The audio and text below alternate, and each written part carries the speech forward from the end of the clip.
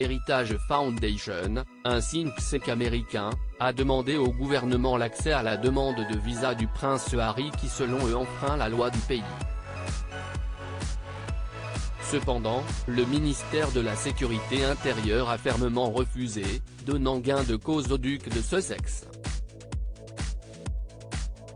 Début juin, le prince Harry était à Londres pour témoigner dans le cadre du procès qu'il intente à l'éditeur du Daily Mirror pour atteinte à sa vie privée.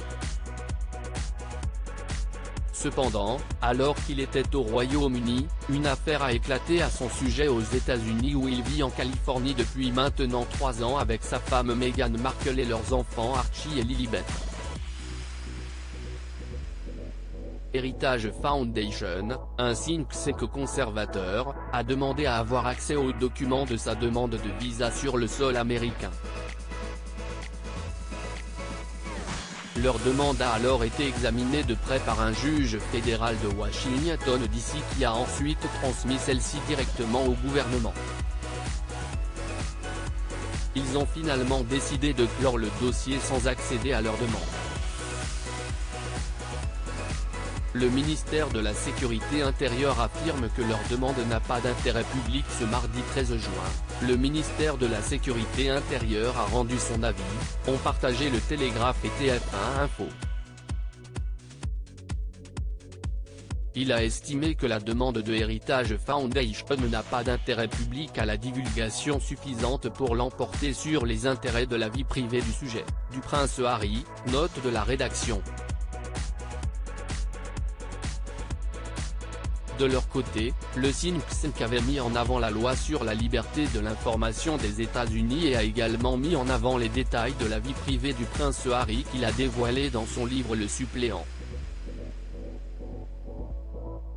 En effet, ils ont pointé du doigt la consommation de drogue assumée du duc de Sussex, cocaïne, cannabis ou encore des champignons hallucinogènes par le passé.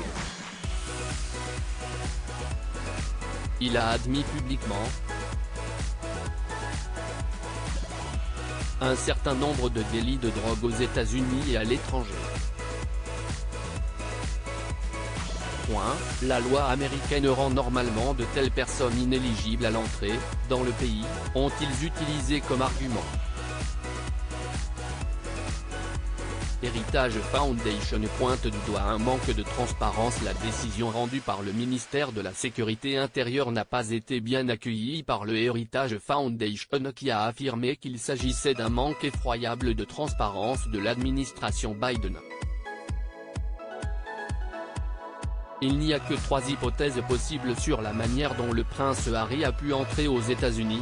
Il a divulgué l'ensemble de sa consommation de drogue et a reçu une dérogation, le ministère a manifestement ignoré la loi, le prince Harry a menti sous serment, ont-ils expliqué. Cependant, des sources proches du prince Harry ont assuré à nos confrères du Télégraphe qu'il a été honnête sur sa demande de visa.